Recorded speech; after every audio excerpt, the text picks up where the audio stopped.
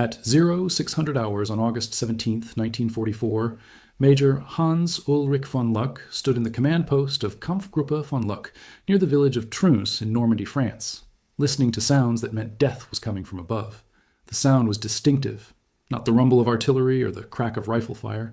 It was the whistle of diving aircraft followed by the rapid hammer of 50 caliber machine guns. The Americans called them Thunderbolts.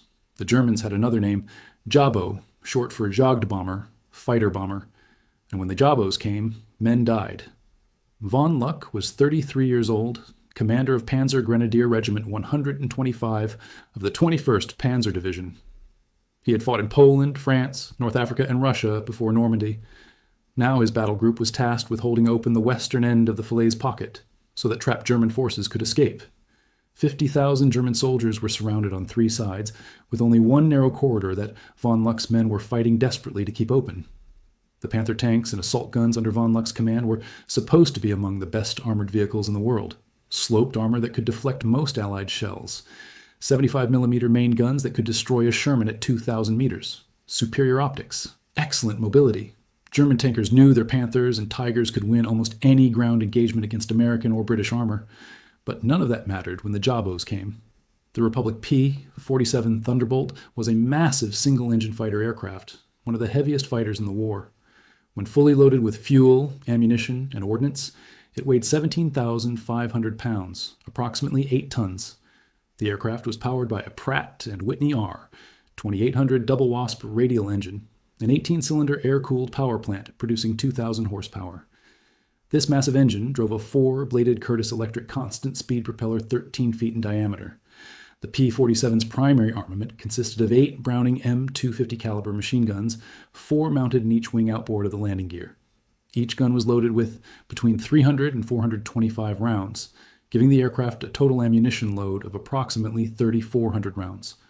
When all 8 guns fired simultaneously, the Thunderbolt could put out a weight of fire exceeding 100 pounds per second. The armor-piercing incendiary rounds could penetrate light armor, ignite fuel tanks, and shred soft-skinned vehicles.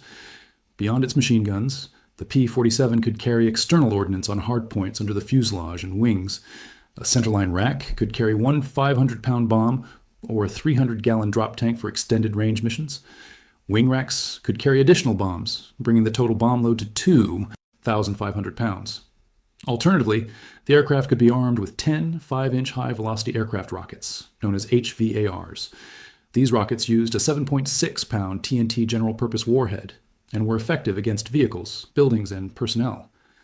The Thunderbolt's most remarkable characteristic was its ability to absorb battle damage and continue flying. The radial engine, unlike liquid-cooled inline engines, could lose several cylinders to battle damage and continue operating. The airframe was constructed with heavy structural members and thick aluminum skin. Armor plating protected the pilot from the front and rear. The fuel tanks were self-sealing, meaning that bullet holes would automatically seal themselves to prevent catastrophic fuel loss. P-47 pilots routinely returned to base with extensive battle damage. Aircraft came back with holes punched through wings, fuselage, and tail surfaces. Some returned with entire cylinders blown off the engine. Others landed with control surfaces partially shot away. The Thunderbolt earned a reputation among pilots as the aircraft most likely to bring them home alive after taking hits from enemy fire. But in August 1944, the P-47's greatest tactical advantage was not its durability or its firepower. It was the fact that the Americans had complete air supremacy over Normandy. The Luftwaffe had been driven from the skies.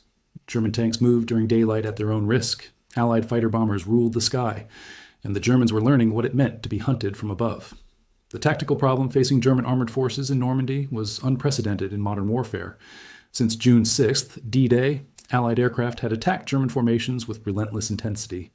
British Typhoons, armed with 20mm cannons and rockets. American P-47s with their 50 caliber machine guns and bombs. P-38s with cannons and machine guns. The attacks came in waves throughout daylight hours, particularly during clear weather, turning roads into killing zones and forcing German units to move only at night or in heavy fog. Official Luftwaffe intelligence reports from early July 1944 documented that Allied fighter bombers were conducting between 2,000 and 3,000 sorties per day over the Normandy battlefield. German formations attempting to move to the front during daylight hours were losing 10 to 15% of their vehicles before reaching their designated assembly areas. Tank columns reported being attacked every 20 to 30 minutes when weather permitted flight operations. The operational impact was devastating. German armored divisions that should have been able to cover 50 to 80 kilometers per day were reduced to moving only at night, covering perhaps 20 kilometers before dawn, forced them back into concealment. Units dispersed into small groups and hid in woods or villages during daylight hours. Camouflage netting became more important than ammunition. Commanders planned movements around weather forecasts, praying for clouds and rain that would ground Allied aircraft. The psychological impact was worse than the physical damage. German soldiers throughout Normandy coined a term that captured their fear: Jabo Tod, death by fighter bomber. It became the most feared way to die in the campaign, not in tank versus tank combat where training and skill mattered, not in infantry assault where individual courage could make a difference, but helpless on a road, strafed repeatedly, unable to fight back effectively, watching comrades burn in vehicles that had become steel coffins. Field Marshal Erwin Rommel, perhaps Germany's most respected armored warfare commander, understood this problem from the earliest days of the Normandy campaign. On June 10, 1944, just 4 days after D-Day, Rommel sent a frank assessment to his superiors at the Wehrmacht High Command. The enemy's air superiority has a very grave effect on our movements. There's simply no answer to it. Every movement of our troops by day is subject to air attack from fighter bombers. The enemy has complete command of the air over the battle area up to about 100 kilometers behind the front. Rommel's assessment was not pessimism or defeatism.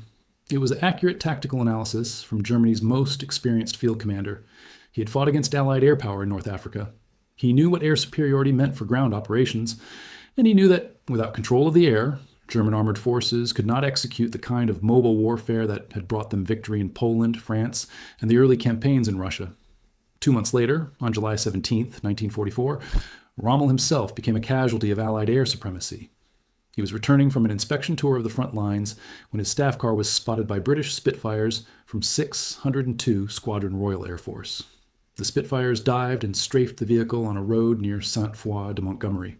Machine gun fire struck the car and the road surface, causing the driver to lose control. The vehicle crashed. Rommel, who was not wearing a seatbelt, was thrown from the car onto the road surface. He suffered 3 skull fractures, a fractured left temple and cheekbone, and damage to his left eye. Rommel never returned to Normandy. He spent weeks recovering in a German hospital. In October 1944, after being implicated in the July 20th plot to assassinate Adolf Hitler, he was forced to commit suicide by taking cyanide. The official Nazi government announcement claimed he had died from his injuries. But Allied air power had effectively removed Germany's most capable field commander from the Normandy battlefield months before his death. Rommel was not the only German general officer killed or wounded by Allied aircraft during the Normandy campaign. Between June 6th and June 18th, 1944, 3 German division commanders died in air attacks, a casualty rate among senior leadership that was unprecedented in modern warfare. General Erich Marx, commander of the 84th Corps, one of the most experienced defensive specialists in the Wehrmacht, was killed by a fighter-bomber attack on June 12, 1944, just 6 days into the campaign. He had been instrumental in organizing the initial German response to the invasion. General Heinz Helmich, commander of the 243rd Infantry Division, died in an air attack on June 17, 1944. His division had been attempting to move toward the front when Allied aircraft struck the column. General Rudolf Stegmann, commanding the 77th Infantry Division, was killed by strafing aircraft on June 18, 1944, as his unit attempted to reinforce defensive positions near the invasion beaches. These were not chance casualties from random encounters. They were the result of systematic Allied air operations designed to paralyze German command and control. Fighter bombers hunted for staff cars, command vehicles, and radio antennas that indicated headquarters locations. The psychological effect on surviving German commanders was profound. They knew that movement during daylight hours invited death from above, regardless of rank or position. Death at the hands of Allied fighter bombers had become so common among German forces that soldiers created their own grim terminology: Jabo Tod, death by Jabo. It was a fate that generals and privates shared equally. Rank provided no protection from 850 caliber machine guns firing from a diving Thunderbolt. Hans von Luck's 21st Panzer Division had been engaged in continuous combat operations since the first day of the invasion. The division held the unique distinction of being the only German panzer unit to reach the invasion beaches on June 6th, launching a counterattack against British forces advancing from Sword Beach toward Caen. Since that first day, the 21st Panzer had fought in every major defensive battle around Caen, suffering continuous attrition from both Allied ground forces and the unrelenting air attacks. The division had fought at Villers-Bocage, where Michael Whitman's Tiger tank had briefly halted a British armored column. It had defended against Operation Goodwood in July, the massive British armored offensive preceded by the heaviest aerial bombardment of the campaign. Von Luck's battle group had held critical positions on the Bourget-Bousse Ridge, using terrain and prepared defenses to blunt British attacks despite being heavily outnumbered. But even successful defensive battles took their toll. By early August 1944, the 21st Panzer Division had lost most of its original tanks and vehicles. What remained was an improvised mixture of surviving German equipment, captured French tanks and half-tracks, and field modifications created by the division's ingenious engineer, Major Alfred Becker. Becker had converted obsolete French armor into assault guns and armored personnel carriers, creating functional fighting vehicles from equipment that would otherwise have been useless. The division's soldiers called their collection of vehicles Rommel's Circus because of the motley assortment of German, French, and hybrid equipment. Some units operated Panther tanks alongside French Hotchkiss tanks mounting German guns. Infantry rode in a mixture of German half-tracks and converted French vehicles. The division's maintenance crews performed miracles, keeping this diverse fleet operational under combat conditions with limited spare parts. Von Luck's Kampfgruppe, his battle group, consisted of approximately 40 tanks and assault guns in mid-August, along with the 2 infantry battalions of his 125th Panzer Grenadier Regiment. These forces were operating as part of a desperate attempt to prevent the complete encirclement and destruction of German forces in Normandy.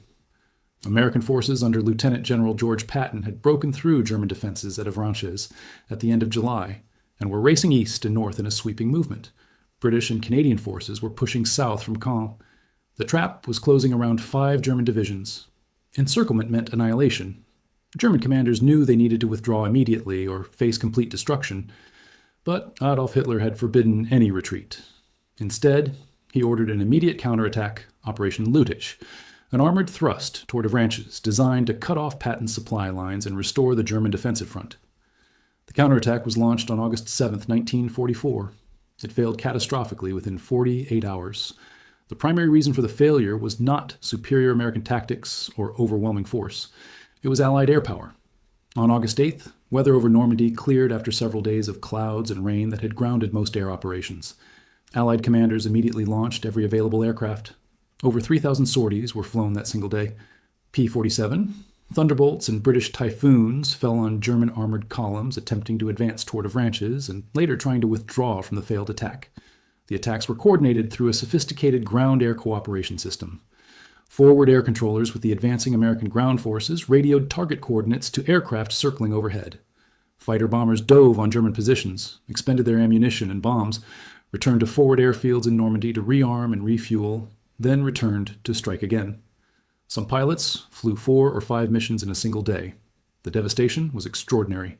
Panzer Lehr Division, one of the elite German armored formations, lost over 70% of its tanks and vehicles in a 48-hour period. The division effectively ceased to exist as a coherent fighting force. Survivors described roads littered with burning vehicles, dead horses, and bodies.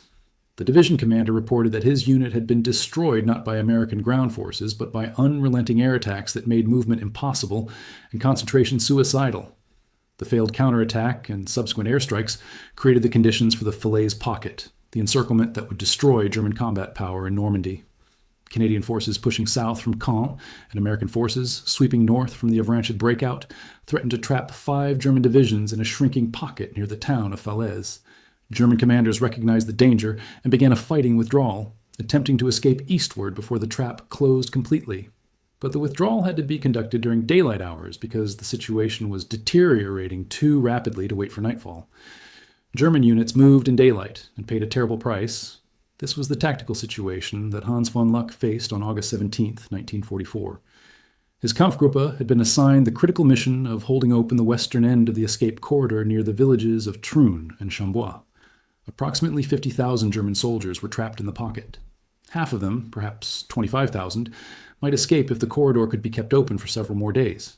But keeping it open meant accepting continuous punishment from Allied fighter bombers. Von Luck's forces held defensive positions on low ridges west of Troon. Canadian and Polish units were attacking from the north, trying to close the gap. American forces were probing from the south, And overhead, throughout daylight hours, Allied aircraft circled like predatory birds, diving on anything that moved. The experience of being attacked by fighter bombers was described by von Luck and other German veterans as unlike any other combat they had experienced. Tank crews could see enemy armor at distance and maneuver to favorable firing positions. Infantry could dig foxholes and to create overhead cover against artillery. But fighter bombers gave almost no warning. The first indication was often the sound of diving engines, followed seconds later by the hammer of machine guns or the explosions of rockets and bombs. German anti-aircraft defenses in Normandy by August 1944 had been reduced to a few self-propelled guns and some improvised mounts on vehicles. These weapons had some deterrent effect, forcing Allied pilots to attack from higher altitudes or to approach from unexpected directions. But they could not prevent attacks. Allied pilots learned to identify anti-aircraft positions and strike them first, then attack the vehicles they were protecting. The psychological strain on German soldiers under constant air attack was severe. Men who had fought bravely in ground combat for years found themselves helpless against an enemy they could barely see and could not effectively engage. The sound of aircraft engines produced immediate anxiety. Clear weather, which soldiers normally welcomed, became a source of dread because it meant Allied aircraft would be operating. Some German units began moving only in very small groups, dispersing widely to reduce the effectiveness of air attacks. Others tried to move during twilight hours, the brief period after dawn or before dusk, when there was enough light to navigate, but Allied air operations were reduced. But these tactics only slowed the inevitable. As long as Allied aircraft controlled the sky, German ground forces were vulnerable.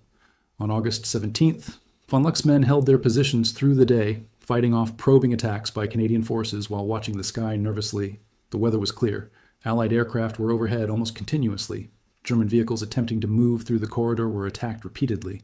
The road east from Troun toward Vimoutiers was littered with destroyed vehicles and dead soldiers.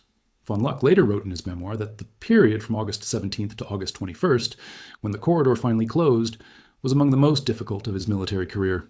His men held their positions, allowing thousands of German soldiers to escape. But the cost was high. Many of his tanks and assault guns were destroyed by air attacks. Casualties among his infantry were severe. And the experience of those 5 days, under constant threat from above, demonstrated conclusively that armored forces without air cover could not survive on a modern battlefield. While German tank crews were learning this lesson in Normandy, the American pilots flying the P-47 Thunderbolts were gaining invaluable experience in close air support operations. One of these pilots was Second Lieutenant Quentin Aanenson from Luverne, Minnesota, a small farming community near the South Dakota border. Aanenson had been commissioned as a second lieutenant on January 7, 1944, after completing flight training. He arrived in England in May 1944 and was assigned to the 391st Fighter Squadron of the 366th Fighter Group, one of the 9th Air Force tactical fighter groups assigned to support the invasion of France. His first combat mission was flown on June 6, 1944, D-Day itself. He took off from Thruxton, England, flew his P-47 Thunderbolt across the English Channel, and dropped his bombs on German positions behind Pointe du Hoc in advance of the American forces landing on Omaha and Utah beaches. The mission was his introduction to combat and to the dangerous work of flying ground attack sorties against defended targets. 10 days later, on June 16th, Aanenson's squadron relocated from England to a hastily constructed airfield in Normandy, operating from French soil while the campaign was still in its early stages. From this forward base, he and his squadron mates flew bombing and strafing missions almost daily, attacking German troops, vehicles, artillery positions, and supply dumps. On July 25, 1944, Aanenson participated in Operation Cobra, the American breakout offensive south of St. Lo. Over 3,000 Allied aircraft participated in the operation, dropping thousands of tons of bombs on German defensive positions in a concentrated area. The bombardment was one of the heaviest airstrikes of the war, designed to shatter German defenses and create conditions for American armored forces to break through into open country. The operation succeeded, but at a cost. Some bombs fell short, killing American soldiers in forward positions. Aanenson and other pilots witnessed the devastation caused by the bombardment and the desperate fighting as American ground forces exploited the breakthrough. On August 3, 1944, Aanenson experienced firsthand the dangers of flying ground attack missions against defended targets. He was on a mission over Vire, France, attacking German artillery positions, when anti-aircraft fire struck his aircraft. Flak fragments punctured his engine and fuel tanks. His cockpit caught fire. Aanenson tried to bail out, but the canopy had been jammed by the battle damage. He was trapped in the burning cockpit. Facing the certainty of burning to death, he made a desperate decision. He pushed his Thunderbolt into a steep dive, accelerating toward the ground at maximum speed. The rush of air through the damaged airframe, combined with the change in air pressure, extinguished the cockpit fire. Aanenson managed to control the badly damaged aircraft and landed at his forward airfield. The impact was severe. He suffered a concussion, a dislocated shoulder, and burns to his hands and face. The Thunderbolt was a total wreck, broken in half from the crash landing. But Aanenson was alive. The P-47's rugged construction and the pilot's skill had saved him. After recovering from his injuries, Aanenson returned to flying combat missions. By the end of the war in May 1945, he had flown 75 combat missions over France, Belgium, and Germany. He received the Distinguished Flying Cross for extraordinary achievement in aerial flight, the Air Medal with 9 oak leaf clusters for meritorious achievement during aerial flight, and the Purple Heart for wounds received in action. But Aanenson was not famous. Most Americans never heard of him during the war. His name did not appear in newspapers or popular books about aerial combat. He was one of thousands of fighter-bomber pilots who did the grinding, dangerous, unglamorous work of close air support without recognition or publicity. The work was as dangerous as any aerials. Combat. While high-altitude bomber escorts might encounter German fighters, ground attack pilots faced intense anti-aircraft fire on every mission. German flak units knew that Allied fighter bombers were their primary threat and concentrated their defenses accordingly. Pilots flew into a wall of explosive shells and machine gun fire every time they attacked a defended target. The psychological toll was severe. Unlike bomber crews, who flew at high altitude and might not see the results of their attacks clearly, fighter-bomber pilots saw exactly what their weapons did to enemy soldiers and vehicles. They saw men burning, trying to escape from destroyed vehicles. They saw the impact of their bombs and rockets on buildings and positions. The experience of repeatedly killing at close range, even enemy combatants who were legitimate military targets, affected many pilots profoundly. Aanenson later described the emotional and psychological impact of his combat experience. He struggled with nightmares and intrusive memories for years after the war. The images of men he had killed haunted him. He questioned whether the violence he had participated in was justified, even though intellectually he understood that defeating Nazi Germany required such actions. He struggled with survivor's guilt, wondering why he had lived when so many of his friends and squadron mates had died. After the war ended, Aanenson returned to Minnesota, married Jacqueline Greer, the girl he had written letters to every day from England and France, and worked in the insurance industry for 40 years. He rarely spoke about his combat experience. Like many veterans, he found it difficult to explain what he had experienced to people who had not been in combat. The memories were painful. The emotions were complex. It was easier to remain silent. But in the early 1990s, nearly 50 years after the war, Aanenson's adult children convinced him to document his story. They wanted to understand what their father had experienced. They wanted to preserve his testimony for future generations. Aanenson agreed. He gathered his photographs, his letters, and his memories, and created a video documentary titled A Fighter Pilot's Story. The documentary combined Aanenson's personal photographs with archival footage from the National Archives and other sources. Aanenson provided narration, reading from his wartime letters and describing his experiences in his own words. The result was one of the most powerful and honest first-hand accounts of what American ground attack pilots experienced during World War II. The documentary aired on public television. In 1994, the 50th anniversary of D-Day, it received wide acclaim for its honesty and emotional power. Unlike many World War II documentaries that focused on heroism and victory, A Fighter Pilot's Story showed the costs of war, the psychological damage, the moral ambiguity, and the lasting trauma that many combat veterans carried for decades after the fighting ended. In 2007, documentary filmmaker Ken Burns featured Aanenson's story in his epic 7-part series, The War, which told the story of World War II through the experiences of ordinary Americans from 4 towns. Aanenson's testimony about his combat experiences, his relationship with his wife through letters, and his post-war struggles with trauma were central to the series. Millions of Americans heard his story through Burns' documentary. Aanenson died on March 5, 2008, at the age of 87. He was buried with full military honors at Arlington National Cemetery. His documentary, A Fighter Pilot's Story, continued to be shown in schools, museums, and military training courses as an educational resource about the realities of aerial combat and the psychological costs of war. The P-47 Thunderbolt flew its last combat missions in Europe in May 1945, as German forces surrendered. By that time, over 15,000 Thunderbolts had been built, more than any other American fighter aircraft. The aircraft had served in every theater where American forces fought, from Western Europe to Italy to the Pacific. Official Army Air Force statistical reports credited P-47 pilots with extraordinary achievements from D-Day through VE Day. The records showed 86,000 railroad cars destroyed, 9,000 locomotives knocked out, 6,000 armored fighting vehicles claimed, and 68,000 trucks destroyed. These were the official claims submitted by pilots and verified through gun camera footage and mission reports. Post-war historical analysis suggested that these numbers were significantly inflated due to multiple factors. Pilots attacking the same target often each claimed it as destroyed. Gun camera footage in the chaos of low-altitude attacks was frequently unclear.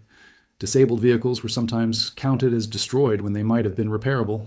And pilots, like all combatants, tended to assess damage optimistically under stressful combat conditions. Modern historians estimate that actual destructions were perhaps 40 to 60% of the claimed totals. Even if the numbers are reduced by half, the impact on German logistics and mobility was devastating. Thousands of vehicles actually were destroyed. Hundreds of trains were wrecked. German units throughout France reported severe shortages of fuel, ammunition, and supplies because Allied air attacks had destroyed so much of the transportation infrastructure. The fundamental lesson from the P-47's combat record in Normandy was about combined arms warfare and the dominance of air power in modern military operations. German armored forces, despite having superior tanks, superior training in armored tactics, and years of combat experience, could not operate effectively under enemy air supremacy. The tank had been the dominant weapon on European battlefields since the German Blitzkrieg campaigns of 1939 and 1940. Fast-moving armored columns, supported by close air support, had conquered Poland, France, the Low Countries, Yugoslavia, Greece, and penetrated deep into the Soviet Union. German tactical doctrine emphasized mobility, concentration of force, and exploitation of breakthrough opportunities. These tactics required the ability to move rapidly and to concentrate forces for decisive attacks. But in Normandy in 1944, Allied air supremacy made German mobile warfare impossible. Tanks could not move during daylight without inviting attack. Concentrations of forces attracted immediate airstrikes. Supply columns were destroyed faster than they could deliver fuel and ammunition to forward units. The entire German operational system, which depended on mobility and flexible response to changing tactical situations, was paralyzed by air power. This changed fundamentally how military theorists and planners thought about future wars. After 1945, every major military force in the world recognized that ground operations without air superiority were suicidal. Enormous resources were invested in developing anti-aircraft systems, from shoulder-fired missiles to sophisticated radar-guided surface to air missiles. Armies developed elaborate procedures for camouflage, concealment, dispersion, and movement techniques designed to reduce vulnerability to air attack.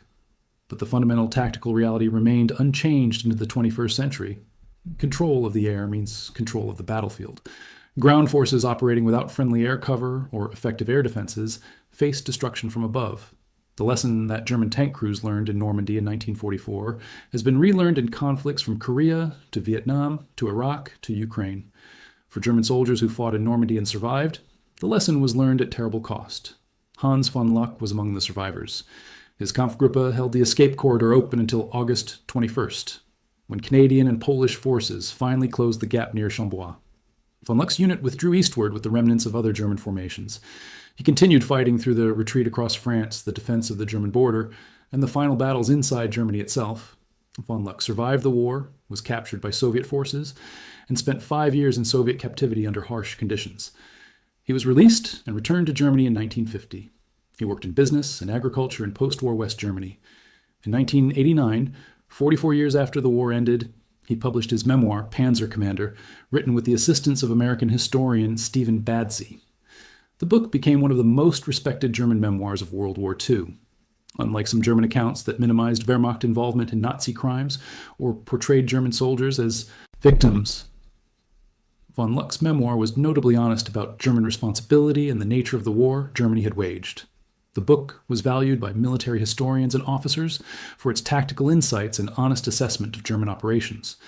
Von Luck devoted considerable portions of his memoir to discussing the impact of Allied air power on German operations in Normandy. He described in detail how the constant threat of air attack paralyzed movement, how German units learned to fear clear weather more than enemy ground forces, how the sound of aircraft engines became psychologically associated with helplessness and death.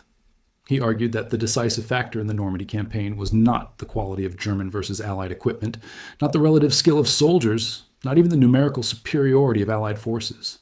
The decisive factor was air superiority. Allied control of the air made it impossible for German forces to execute the mobile defensive operations that might have contained the invasion. German armor, which should have been able to counterattack rapidly and defeat Allied penetrations, was reduced to static defense and piecemeal commitment because movement attracted immediate airstrikes. Von Luck developed friendships with several of his former opponents after the war, including British officers he had fought against at Villers-Bocage and Goodwood. He participated in military history symposiums, gave lectures at military colleges in Germany and other NATO countries, and served as a consultant for historical documentaries about the Normandy campaign. He spoke frankly about German tactical mistakes, about the impact of Hitler's strategic decisions, and about the lessons that modern militaries should learn from the campaign. He emphasized repeatedly in these post-war discussions that armor without air cover is vulnerable to destruction from above. He used his own experiences in Normandy to illustrate how air superiority changes the fundamental dynamics of ground combat. And he argued that future military planners must understand that control of the air is the prerequisite for successful ground operations in modern warfare. Von Luck died on August 1st, 1997, at the age of 86. His memoir remained in print and continued to be studied by military officers and historians as a valuable first-hand account of Wehrmacht armored operations and the Normandy campaign from the German perspective. Both von Luck and Aanenson, former enemies who never met during the war, contributed in their different ways to historical understanding of what the air war over Normandy meant to those who fought it. Von Luck provided the perspective of German armored forces operating under Allied air supremacy, describing the psychological and tactical impact from the receiving end. Aanenson provided the perspective of American pilots conducting ground attack operations, describing both the effectiveness of close air support and the psychological costs of repeatedly attacking enemy forces at close range. The P-47 Thunderbolt itself became a symbol of American air power and industrial might during World War II. A few dozen examples survive today in museums and private collections around the world. Some are displayed as static exhibits, carefully restored to represent specific aircraft that flew in combat. A handful are maintained in flying condition, appearing at air shows to demonstrate the sight and sound of this historic aircraft. These surviving Thunderbolts serve as tangible reminders of what the aircraft accomplished during the war and of the pilots who flew them into combat day after day. They represent a period in aviation history when piston engine fighters reached their peak of development and effectiveness, and they embody the technical achievement of American industry, which designed, tested, and mass-produced over 15,000 examples of a complex, high-performance aircraft in less than 4 years. The story of the P-47 Thunderbolt in Normandy is ultimately about the transformation of modern warfare that occurred during World War II. For centuries, battles had been decided primarily by soldiers and equipment on the ground. Naval power controlled the seas, but air power was a new dimension, less than 40 years old when World War II began, and its role in warfare was still being defined through trial and error. Normandy demonstrated conclusively that air power had become the dominant factor in modern military operations. Ground forces could still win tactical engagements through skill, courage, and superior equipment. But without control of the air, ground forces could not sustain operations or achieve strategic objectives. Armies that lost air superiority found themselves unable to move, unable to concentrate forces, unable to conduct the mobile operations that modern warfare required. German tank crews in Normandy learned this lesson the hard way. They had superior tanks in many respects. The Panther and Tiger had better armor protection and more powerful main guns than the Sherman. German tank crews had more training in armored tactics than their American opponents. Many German soldiers had years of combat experience from campaigns in Russia, North Africa, and Italy.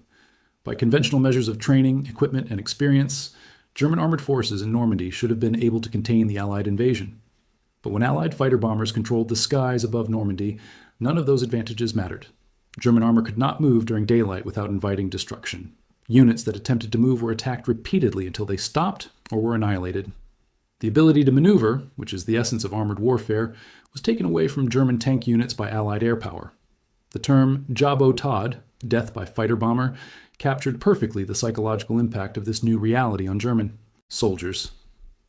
It was death that came from above, death against which ground forces had limited means of defense, death that could strike at any moment when weather permitted flight operations. German soldiers throughout the Normandy campaign feared the Jabos more than they feared Allied tanks, more than they feared artillery, more than any other weapon or threat they faced. The sound of American radial engines became the sound of approaching death. The whistle of diving aircraft signaled the beginning of an attack. The hammer of 850 caliber machine guns meant rounds were impacting nearby, tearing through vehicles and bodies with equal ease. These sounds became psychologically associated with helplessness and fear. Even veteran soldiers who had fought bravely in ground combat for years found themselves terrified by the sound of diving thunderbolts. That is the fundamental reason why German tank crews feared the P-47 Thunderbolt and the pilots who flew it. Not because the Thunderbolt was the most advanced fighter aircraft, though it was one of the best. Not because it carried the most powerful weapons, though its 8 machine guns and bomb load were formidable. Not even because of its legendary durability, though that characteristic saved many pilots' lives. German tank crews feared the Thunderbolt because it represented Allied air supremacy. When Thunderbolts appeared overhead, German forces knew they were exposed, vulnerable, unable to maneuver, unable to fight back effectively against an enemy attacking from above. The best they could do was take cover, disperse, and hope the attack would end quickly. There was no tactical solution, no clever defensive positioning, no superior equipment that could negate the threat from aircraft, attacking from above with virtual impunity. That psychological dominance, combined with the physical destruction caused by repeated attacks day after day, broke the Wehrmacht's ability to conduct mobile operations in France. German armor, which had conquered most of Europe between 1939 and 1942 through speed, flexibility, and concentration of force, was reduced to hiding in woods during daylight and moving only under cover of darkness. The hunter had become the hunted. The dominant weapon system of the early war years had been made obsolete by a newer technology operating in a different dimension. This transformation in the nature of warfare, more than any single battle or tactical innovation, determined the outcome of the Normandy campaign. Allied forces won, not just because they had more troops, though they did, not just because they had better logistics, though Allied supply systems were far superior to German capabilities. They won primarily because their aircraft controlled the sky over the battlefield, and that control made it impossible for German forces to maneuver effectively, to concentrate for counterattacks, or to sustain defensive operations over time. The P-47 Thunderbolt, flown by pilots like Quentin Aanenson and thousands of others whose names are largely forgotten, played a crucial role in achieving that air dominance. The aircraft's rugged construction allowed it to survive intense anti-aircraft fire and bring pilots home even with severe battle damage. Its heavy armament of 850 caliber machine guns proved effective against ground targets ranging from vehicles to buildings to personnel. Its ability to carry bombs and rockets gave it versatility for attacking different types of targets. Its long range allowed it to operate deep behind enemy lines, interdicting supply routes, and attacking targets far from the front. Perhaps most importantly, the Thunderbolt was produced in enormous numbers. Over 15,000 were built. Hundreds operated over Normandy on any day with clear weather. That massive aircraft, operating continuously throughout daylight hours, meant that German forces could rarely move without being spotted and attacked. The psychological effect of knowing that enemy aircraft were always overhead, always watching, always ready to attack, was as devastating as the physical destruction the aircraft caused. Field Marshal Gerd von Rundstedt, Commander-in-Chief of German forces in the West, provided perhaps the most succinct assessment of the Normandy campaign in post-war interrogations. When asked what factors defeated German forces in France, he replied, 3 factors defeated us in the West, where I was in command. First, the unheard-of superiority of your air force, which made all movement daytime impossible. Second, the lack of motor fuel. And third, the systematic destruction of all railway communications, so that it was impossible to bring one single railroad train across the Rhine. This made impossible the bringing up of reserves, and it was foolish to attempt military operations in France under such conditions. Rundstedt's assessment, from one of Germany's most senior and experienced commanders, confirmed what Hans von Luck and thousands of other German soldiers had experienced firsthand. Allied air superiority, manifested through aircraft like the P-47 Thunderbolt, was the decisive factor that defeated German forces in Normandy. Everything else, the numerical superiority of Allied ground forces, the quality of Allied equipment, the skill of Allied commanders, built upon the foundation of air dominance. The legacy of the P-47 Thunderbolt and the air campaign in Normandy extends far beyond World War II. The lessons learned in that campaign shaped military doctrine for decades. Every major military force in the world reorganized after 1945 to emphasize air power and combined arms operations. The United States Air Force became an independent service branch, separated from the Army, recognizing that air power was a distinct form of warfare, requiring specialized organization and doctrine. Other nations followed similar paths, building powerful air forces and developing equipment and tactics for both offensive and defensive air operations. The close air support techniques pioneered in Normandy became standard practice. forward air controllers, improved radio communications, better coordination between ground and air forces. These innovations from 1944 formed the basis for close air support operations in every subsequent conflict. The sight of aircraft attacking enemy ground forces, which German soldiers in Normandy experienced as devastating and unstoppable, became a routine expectation for Allied ground forces in later wars. The P-47 itself continued flying for years after World War II ended. Many aircraft were transferred to Allied nations' air forces. Some saw combat in later conflicts. Eventually, they were retired as jet aircraft replaced piston engine fighters, but their influence continued through the lessons they taught and the tactical approaches they validated. If you found this story compelling, please take a moment to like this video. It helps us share more forgotten stories from the Second World War. Subscribe to stay connected with these untold histories. Each one matters. Each one deserves to be remembered. And we would love to hear from you. Leave a comment below telling us where you're watching from. Our community spans the globe, from veterans to history enthusiasts. You are part of something special here. Thank you for watching, and thank you for keeping these stories alive.